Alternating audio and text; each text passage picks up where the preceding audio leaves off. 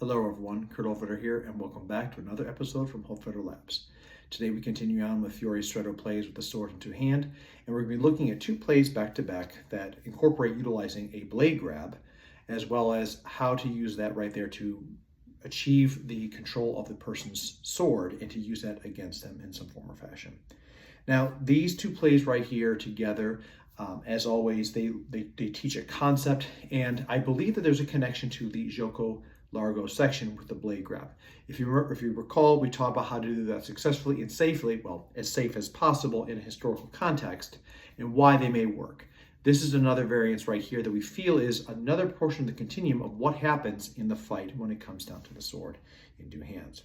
Before we get started with this, please don't forget, like, subscribe, share with a friend out there, and leave a comment below after the video or while you're watching it. Be very curious to hear what your thoughts are. Don't forget, please hit that bell to be notified when new content is dropped, and we're excited to have you here along with this journey. With that being the case here, let's get into it. Okay, so this week here, we are looking at, once again, another play where a blade grab is employed. And if you recall, there's a video that we had earlier this year in regards to blade grabs and everything else here, as far as like how much to pull out as far as the grip is concerned. We use some live swords for that as far as that's concerned.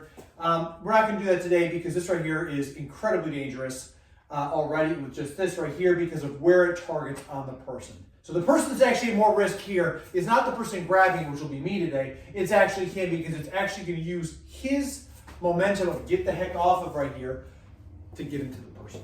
So these plays right here that we're having to go across are these two right here. They're combined together into a sequence of operations that first and foremost deals with going and giving with pressure. So if we think about some of the stuff we did when it came back to 8th and 9th Master Dagger, where someone thrusts low, you stop them, they go with you, you can go up into a bind, or you come across and break the arm. It's the same kind of consideration. This to me is just people have crossed, we have a bind in the crossing right here, which means it is relatively safer to grab the blade in this situation. Whether it's bare hand, gauntlet, or leather gloves, it doesn't matter. The whole point is we've crossed and someone's grabbed up top onto the blade. Okay, so this is what we're achieving right here with this first image we have. We crossed, and on this, I grab the blade, and what Connor is going to do here, as the image shows, he's going to turn back away from me, he's going to pull this towards it, he's trying to yank this out of my hand, right? Now, if I don't give way, and I stay right here, and he pulls this back, there's a good chance this is going to cut through my hand here, which will hurt. This may have me completely useless at that point, but it doesn't necessarily take me out of the fight. But regardless, you don't want a wounded hand in this situation here, especially as he's pulling backwards with this, and I'm like this. The greater danger is that he's actually a Dentadici Garlizzana, which is a finisher for me if I don't do this properly. So instead, I'm going to utilize Stretto. So again, for our interpretation, going more towards somebody, in this case, is your Stretto option. So we cross in position. So at crossing right here, we come in with a support, it doesn't matter, whatever, we're here. I've gone more directly at him, it's clinched up. Now, whether I grab this way or this way, I think is inconsequential. The image shows, I think, something along the lines right here. It's kind of hard to tell, but this right here I think is more along the lines of what he's grabbing at. But again, you can perform this doing it this way or this way. It doesn't really matter. In fact, I would actually say that, again, just like all things, you get what you get when you get to this type of crossing. So in this case right here, if I'm at this position, I've locked this up. I can either take his sword away and strike him, as you've seen within the mezza spot of play at Gioco Largo, or in this case right here, instead he decides to yank back. Now as he yanks back, I want to go with him. So it turns into the place where I start going into this position right here. Now, the guy who's sitting here with the sword offline right here, so you can already see where this is at. I make posta longa, the avversary position, to step, again, Stretto. Crossing, go. I'm going straight, or I'm sorry, more in that along that direct line towards him, which allows for me to get into a better position. Now in this case, I probably want to get, this is why if you step straight, it's problematic. I want to get to the back side of him. Again, going straight forward, My leg is in front of his. Again, not the best thing in the world for him, but I have not begun to cut his throat yet. I can start pressuring into him, but the reality is if he is savvy, he still has all the ability to get these arms into place where, with my leg right here in front, to be able to throw me into a bad position. So instead, cross, again, I want to go directly towards him, but a little bit offline. Again, stretto, go. So I'm behind him. By being behind him in this way, it doesn't have to be this deep. It could be just right here. It doesn't matter. This actually gives me the ability to, so if he starts to turn around on me, I have his back here using my arm and leverage point. This point right here, Fiore says I can ditch my sword as I cut you, or I can strike you with this sword, or I can ditch my sword and take your sword away, which is demonstrated in this play. So just for the sake of crossing on this right here, I'll keep using this. So we cross up, boom, grab. On this play right here, he decides to yank back. I step in, I ditch the sword, and on this right here, this is where he comes across and he can reach inside here. This is all right here. Any manner of pressing into this. So if he grabs onto this, if he tries to get his arms away from me, he just makes this worse for himself. If he tries to say, push the blade back into my face, he still has got leverage onto the back of his neck. This is why you want to have a back behind him position. From here, I've got a couple of options. To take the sword away from him, I'm going to move this right here. I can keep pushing this through on him on this right here to the point where it's pain compliance and go into his head until I get a better grip and then rip through the back of his neck. Or, in this case, I can maybe plunge as deep as hard as I can here. Remember, we're once again targeting the area that Fiore tells us on right here, that effective strike to the back of the jaw, right? Back of the jaw, the neck, the side of the head. This all sucks, right? So in this case right here, as I'm going through this, if you remember some of the dagger disarms we have, this is a softening blow or an effective strike that may loosen up his grip, which allows me then to be able to pop around here, turn through, or from here, I can turn through and rip back. And once again, now we're starting to see ourselves in armor positions right here that we've seen earlier, that are going to come later on. Regardless of the crossing mechanism on this, as far as whether there's Madrido, largo, stretto, etc., is off the crossing in this position, we can go and take that kind of action to someone who's going to try and yank that away from us. Okay? So a big part about this too is we can tie this back to Gioco largo. This is why Gioco largo and stretto to me are not necessarily just one variant of line that you can only fall into.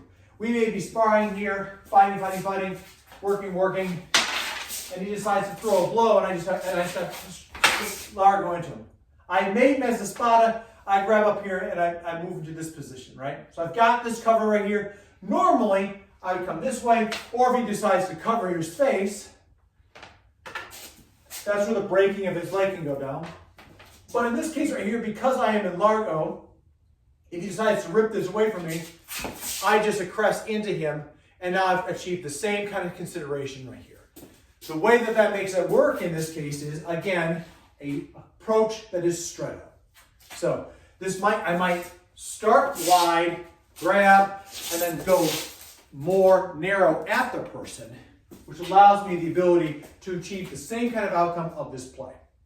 So once more at speed, just so we can get to how this comes together here.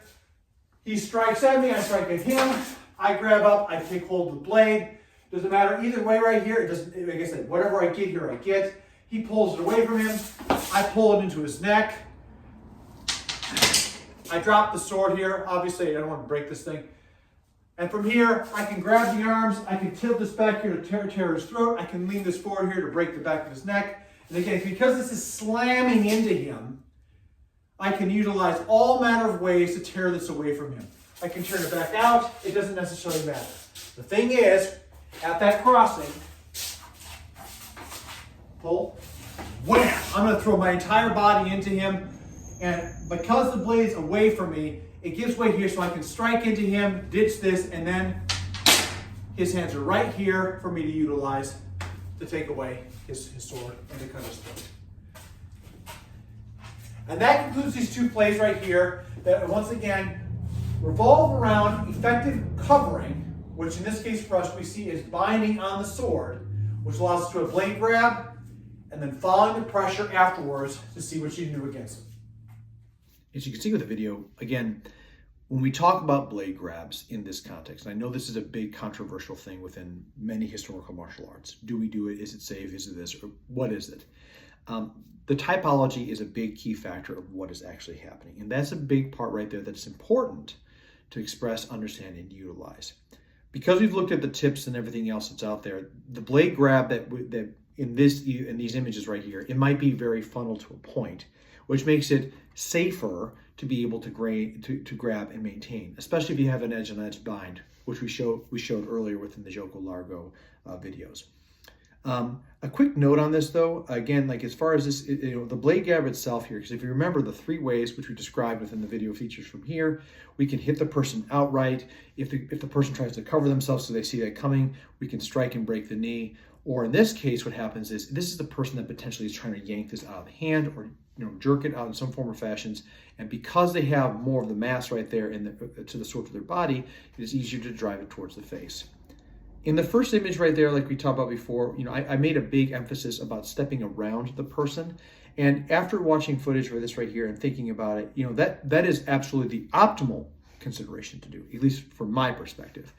But as you saw, there's plenty of times where Connor, as he yanked back, I fell forward into the position that allowed me to, when I struck him with the sword to the beard, but my foot was forward. The image, in my opinion, it denotes not necessarily just the fact that you should step in front of them, but this could also mean that where the foot is placed is going to be kind of dependent upon how strong the person is and where you find yourself after this whole yanking and going with the sword happens. This could simulate actually breaking the ankle, just as in stepping and stomping through to create the effect. If we notice also on the second image of it all, we see how the feet are swapped here. This to me, once again, denotes that there is a struggle. So as I've struck with that sword into the side of the face or into the weak spots where Fiore tells people to hit because it's so good to be able to cause effective strikes, that causes time and opportunity for the striker to be able to gain control of the opponent's sword and to get themselves into position that allows you to hurt the person further by throwing them to the ground. So these 2 images alone are not just do this and then come over here. It simulates, in my opinion, fight and a struggle, which in a matter of life and death would be really brutal. So we see this, you see these opportunities here where the person's getting the face dragged, the sword being dragged across their face in multiple areas.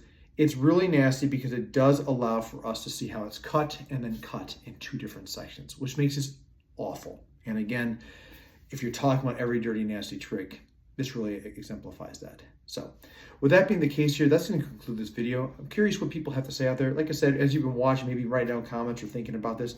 Leave a comment. Let me know what your thoughts are on this. I'm very curious to see what you think on this.